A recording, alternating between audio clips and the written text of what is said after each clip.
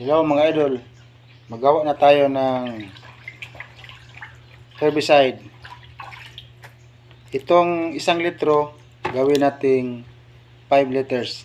Ito, lagay tayo ng mga ingredients niya mga idol.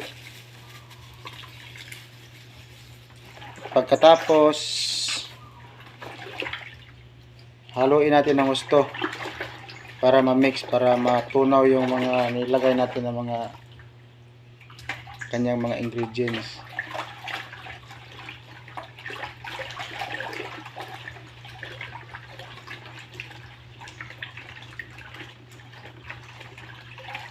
Pagkatapos niyang matunaw, lagay na naman natin itong isa.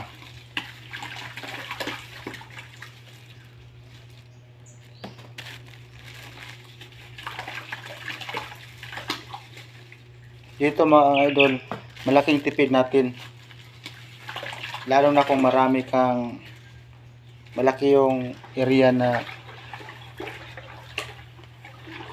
sprayhan mo, yung taniman mo. Dito, makatipid ka dito mga idol. Kailangan mo lang i-mix masyado para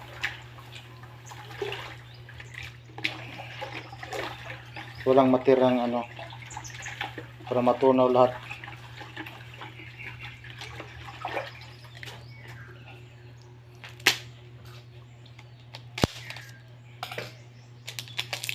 Ito, i-mix mo ito sa 3 litrong tubig. 3 litrong tubig.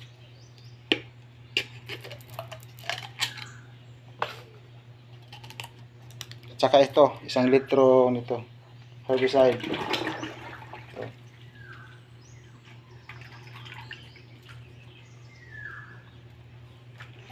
Sa mga farmers dyan, dapat nyo itong malaman, dapat nyo itong matutunan para makatipid tayo. Alam mo, mahal ngayon ang herbicide.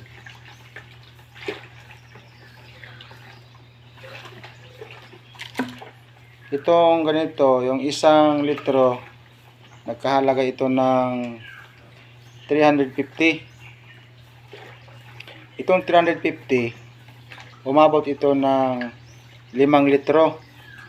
So magkano ang natipid mo ngayon sa 5 litro? Pagkatapos mga idol, paggamitin mo na siya para mas effective siya ng husto. Talagang effective talaga. Pakita ko sa inyo ang resulta nito sa aking taniman. Napakalawak ng aking taniman. Pero hindi masyado malaki ang gastos kasi natutunan ko itong ganito. Pagkatapos, gamit lang tayo ng yung 1.5 galon na herbicide. Isang ganito, magkano lang ito? 280. So sa 600, almost 600 pesos, malaki na ng matipid mo. Kasi magkano ngayon ang galon ng herbicide? 1,300 o 1,400. Dito 700, may 240 ka na, may 1.5, may 5 litrong herbicide ka na. Salamat mga idol, yun lang.